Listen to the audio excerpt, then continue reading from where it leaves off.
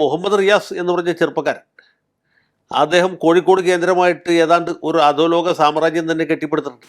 റിയാസുമായി ബന്ധപ്പെട്ട ആളുകൾ, റിയാസ് നേരിട്ടും റിയാസിൻ്റെ സുഹൃത്തുക്കൾ മുഖേനയും ഇതിലെ പല ട്രാൻസാക്ഷൻസും പല സമയത്തായിട്ട് നടത്തുന്നുണ്ട്. പാർട്ടിയിലെ സമുന്നതരായ ഒരു നേതാവും ഇവരെ അനുകൂലിച്ച് ഇവരെ ന്യായീകരിച്ച് രംഗത്ത് വന്നിട്ടില്ല. ധാർമ്മികമായിട്ടും പിണറായി വിജയനും അദ്ദേഹത്തിൻ്റെ മകളും മകളുടെ ഭർത്താവും ഒറ്റപ്പെട്ടു എന്നുള്ളതാണ് നമ്മളിപ്പോൾ കാണുന്ന ഒരു രാഷ്ട്രീയമായ ചിത്രം. തത്വപരമായിട്ടുള്ള ശൂന്യത CPM ഉണ്ടാകാൻ പോവുകയാണ്. അപ്പോൾ അതും ഒരു ഘടകമാണ്. ഇപ്പോൾ കോൺഗ്രസ്സുകാരും ആഗ്രഹിക്കുന്ന ഇദ്ദേഹത്തിൻ്റെ കത്തിക്കൽ കഴിഞ്ഞ് പോയാൽ നമുക്ക് ജോലി എളുപ്പമാണ്. പിന്നെ ലീഡർഷിപ്പില്ല, ദിശാബോധം നൽകാൻ പറ്റിയ നേതൃത്വം വേണ്ടേ, അല്ലാണ്ട് വെറുതെ ആരെങ്കിലും ഒരാൾ നേതാവ് വരുന്നപ്പോൾ ഇങ്ങനൊരു പതനം ഈ പിണറായി വിജയൻ്റെ ജീവിത അവസാന കാലത്ത് ഉണ്ടാകുക എന്ന് പറഞ്ഞാൽ അതിൽ ഈ പറഞ്ഞ പോലെ കാരണവന്മാർ പറഞ്ഞ പോലെ വിധിയുടെ ഒരു വിളയാട്ടം എവിടെയോ ഉണ്ട്. അതില്ലെന്ന് നമുക്ക് പറയാൻ പറ്റില്ല.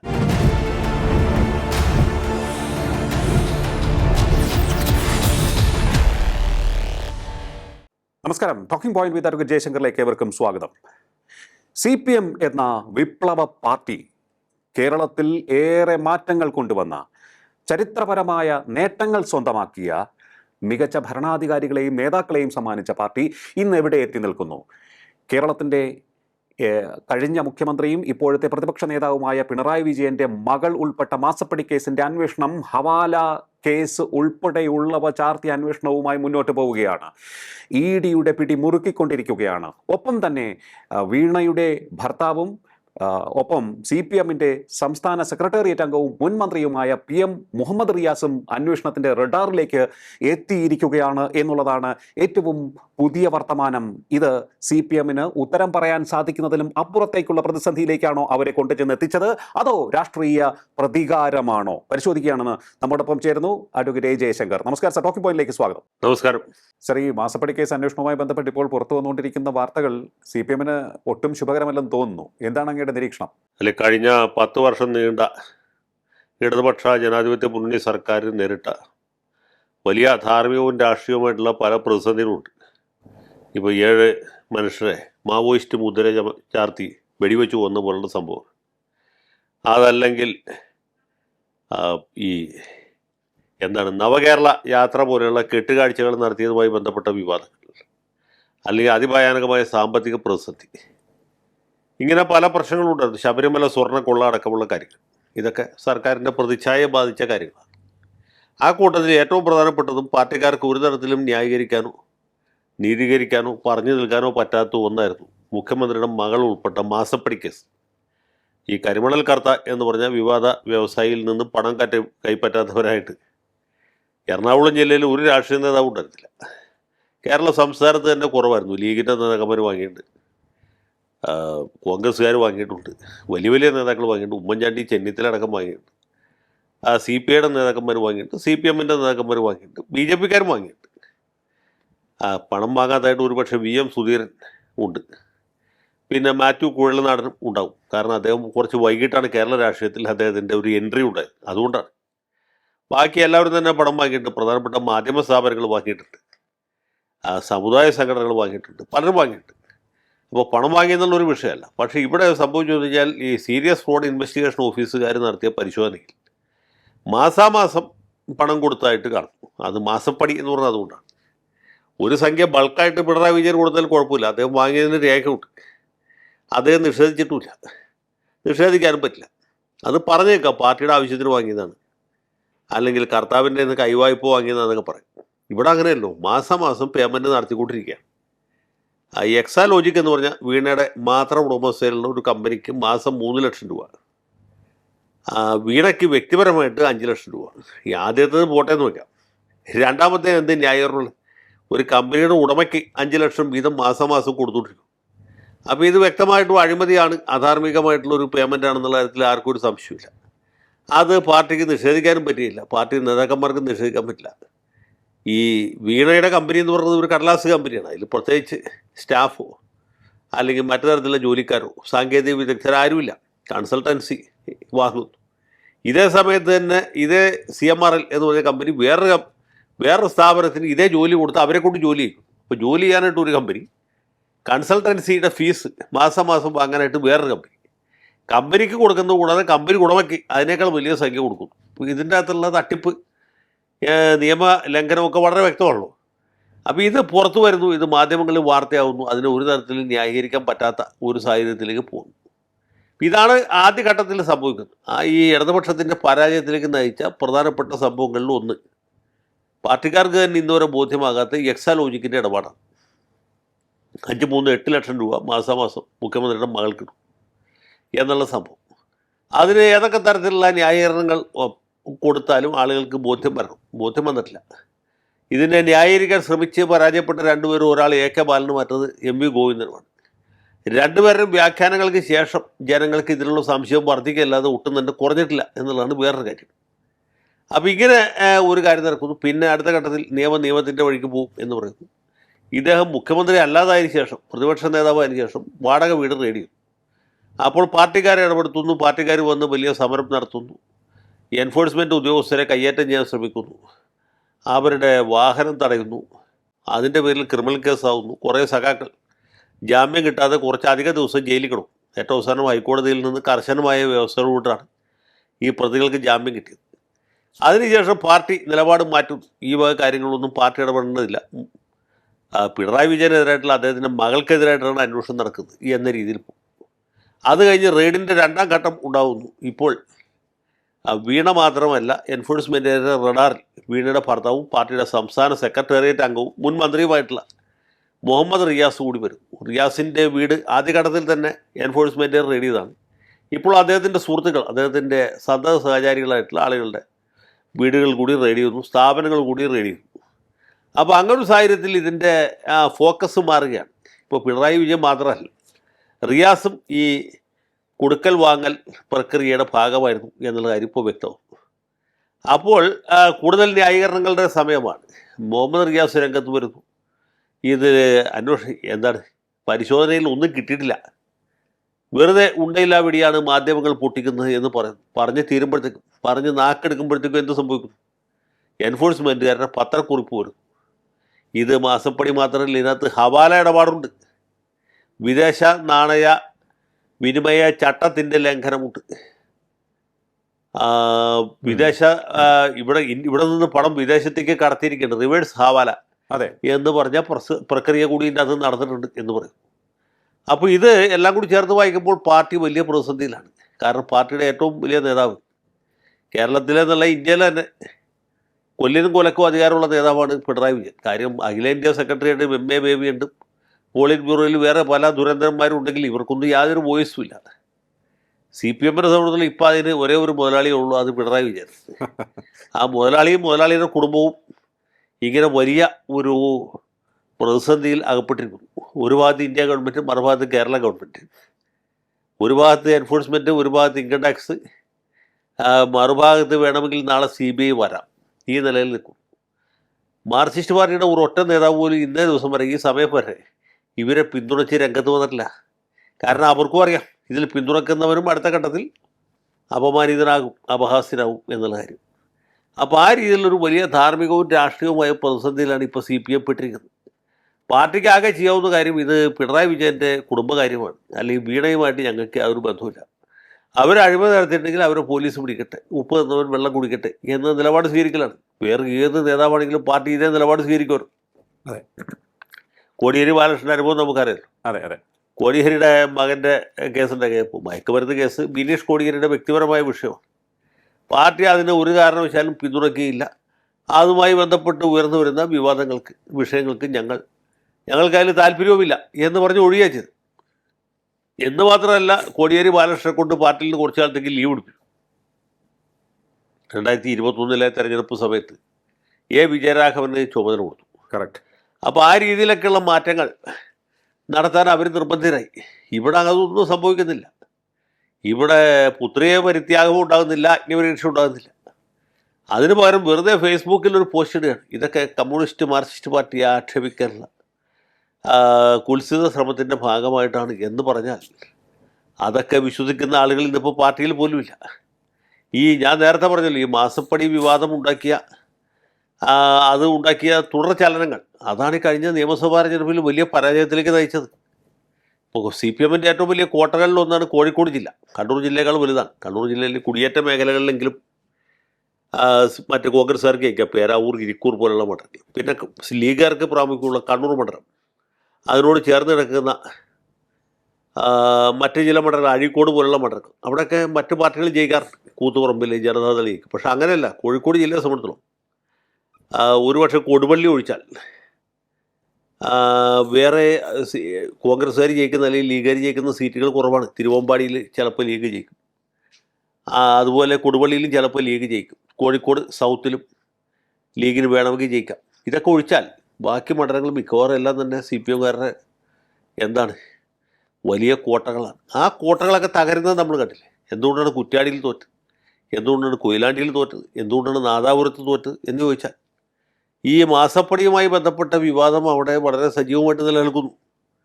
മുഹമ്മദ് റിയാസ് എന്ന് പറഞ്ഞ ഭാഗ്യാന്വേഷിയ ഒരു യുവാവ് മുഖ്യമന്ത്രിയുടെ മകളുമായി അടുപ്പം പുലർത്താൻ തുടങ്ങിയതിന് ശേഷം DYFIയുടെ അഖില ലോക നേതാവായിട്ട് തിരഞ്ഞെടുക്കപ്പെടുന്നു. പിന്നീട് ആ പദവിയിലിരുന്നുകൊണ്ട് അദ്ദേഹം വീണയെ വിവാഹം കഴിക്കുന്നു. വിവാഹം കഴിച്ചതിന് ശേഷം ഭാര്യ പിതാവ് അദ്ദേഹത്തെ കൈമേയി മറന്ന് സഹായിക്കുന്നു. അങ്ങനെ ദേശീയ പ്രസിഡന്റാകും.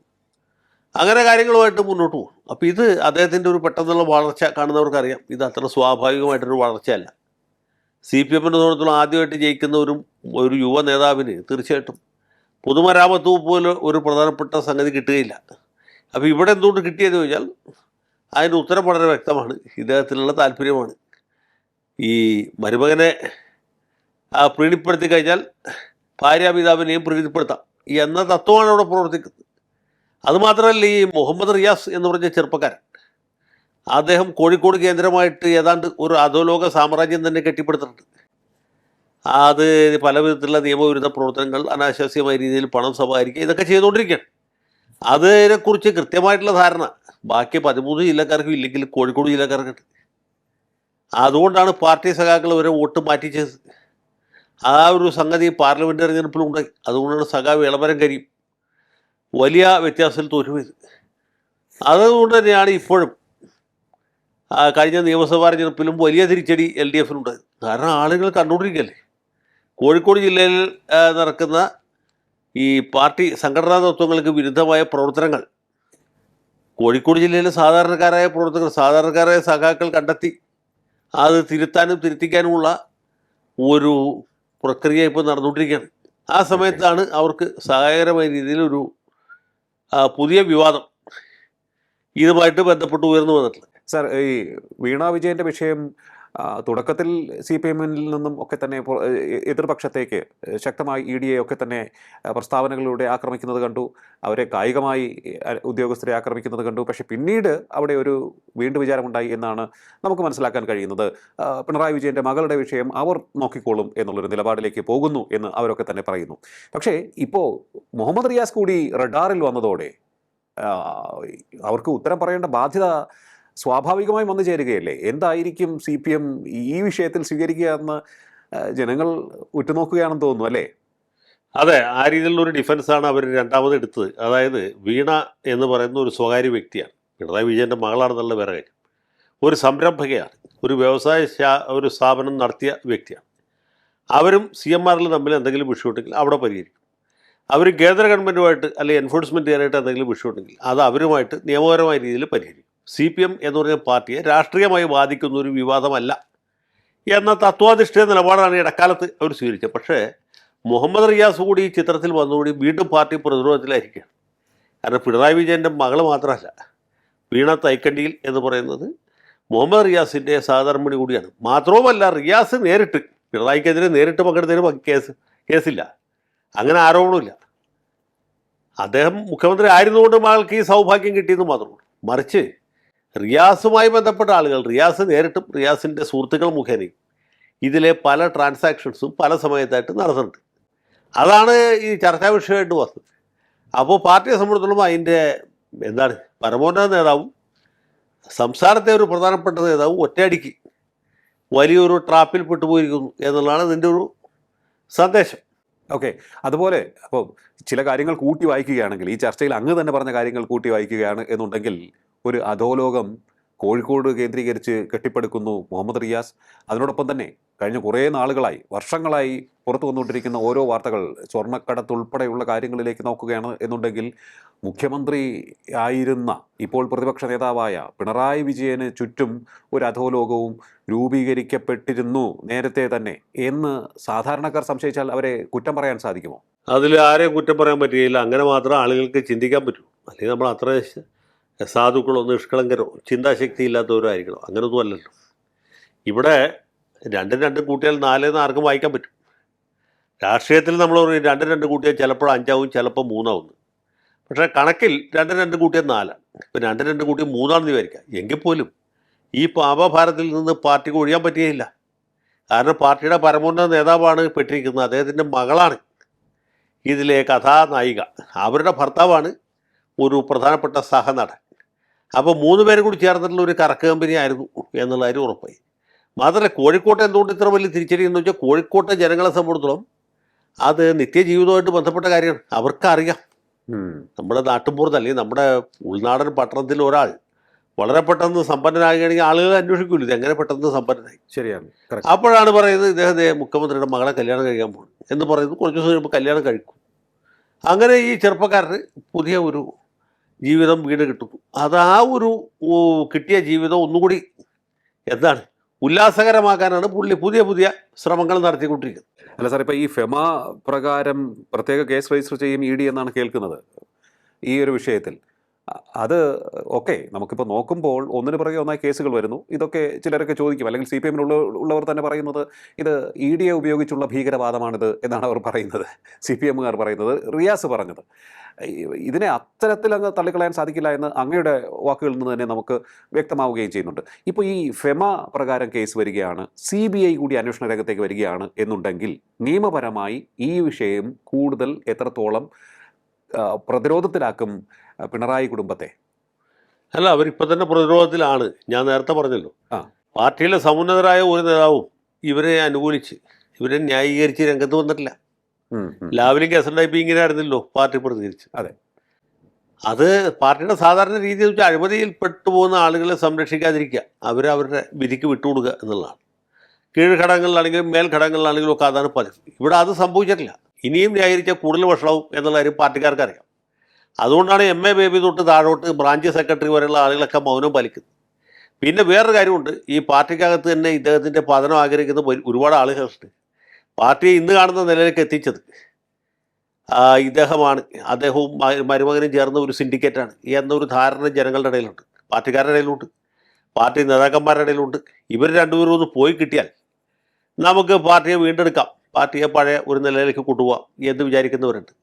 പിന്നെ കോഴിക്കോട്ടെ CPMകാരെ സംബന്ധിച്ചുള്ള അവർ കണ്ടുള്ള വലിയ നേതാക്കന്മാർ വെച്ചാൽ CH കണാരൻ അല്ലെങ്കിൽ MK കേളുവേട്ടൻ ഇങ്ങനെയൊക്കെ ഉള്ളവരായിരുന്നു. ഇങ്ങനെ നിസ്വാർത്ഥരായ ഒരുപാട് നേതാക്കന്മാരായിരുന്നു. PC രാഘവൻ നായർ അല്ലെങ്കിൽ ചന്ദ്രശേഖരക്കുറുപ്പ്, ഒരുപാട് നമ്മുടെ മരിച്ചുപോയ M ദാസൻ, പിന്നെ ഇപ്പോഴും ജീവിച്ചിരിക്കുന്ന പ്രദീപ് കുമാർ, ഒരു വലിയ പരിധിവരെ ഇളമരം കരി, ഇങ്ങനെ ഒരുപാട് ഇമ്പിച്ച് വാവ അടക്കമുള്ള നേതാക്കന്മാരെയൊക്കെ കണ്ടിട്ടുള്ളവരാണ് കോഴിക്കോട്ടെ CPMകാർ.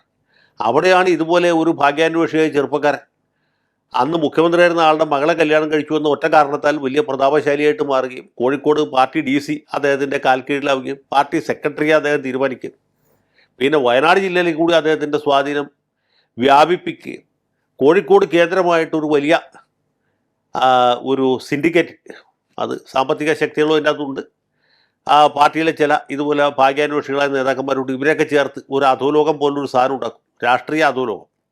നമ്മുടെ G സുധാകരൻ്റെ ഭാഷ പറഞ്ഞ പൊളിറ്റിക്കൽ ക്രിമിനൽസ്. അങ്ങനെയാണ് ഈ ഹവാല ഇടപാടൊക്കെ തുടങ്ങുന്നത്. ഇതൊക്കെ CPMകാരെ സംബന്ധിച്ചോളം കേട്ടുകേൾവിയില്ലാത്ത സംഭവമില്ലേ? നമ്മുടെ നാട്ടിൽ ഏതെങ്കിലും ഒരു സഖാവ് ഇല്ലേ ആ ഹവാല ഇടപാട് നടത്തുന്നത് നമുക്ക് വിശ്വസിക്കാൻ പറ്റുമോ? അങ്ങനെയുള്ള ഏർപ്പാടുകളിലേക്കൊക്കെ പോകുന്നത് ഇങ്ങനെയാണ്. അപ്പോൾ ഇത് ഒരു സംവിധാനത്തെ മൊത്തത്തിൽ കറപ്റ്റാക്കി. അത് ഘടകകക്ഷികൾക്ക് പറയാം, അതല്ലേ CPIക്കാർ ഇത്തവണ പിന്തുണക്കാത്തത്. പിണറായി വിജയൻ്റെ വീട്ടിൽ റെയ്ഡ് ഉണ്ടാക്കി കഴിഞ്ഞപ്പോൾ ബിനോയ് വിശ്വം ഓടി വന്നു ഇല്ലേ? അദ്ദേഹത്തെ നേരിട്ട് കണ്ടു, ഞാൻ CPIയുടെ ഐക്യദാർഢ്യം അറിയിച്ചു.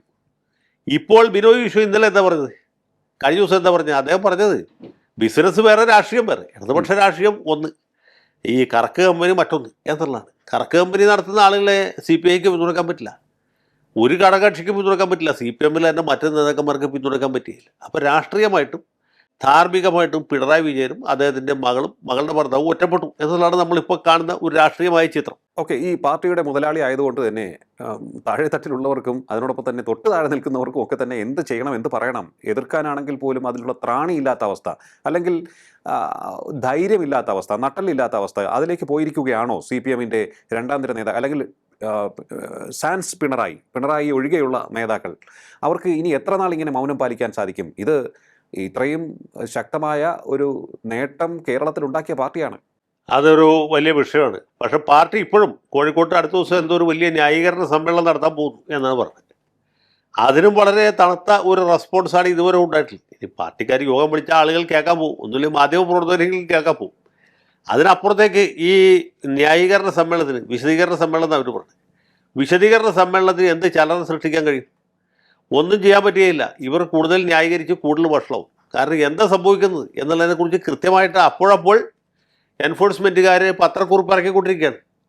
ഞങ്ങൾ ഇത്ര മണി തൊട്ട് ഇത്ര മണി വരെ ഇന്ന സ്ഥലത്ത് പരിശോധന നടത്തി, ഇന്ന ആൾ ഇന്ന രീതിയിൽ മൊഴി നൽകി, ഞങ്ങൾക്ക് കിട്ടിയിട്ടുള്ള രേഖകൾ ഇന്നതാണ് എന്ന് പറയുന്നു. രണ്ടാമത്തെ ദിവസം റെയ്ഡ് നടത്തുന്നു, അപ്പോഴും ഇത് തന്നെ ആവർത്തിക്കുന്നു.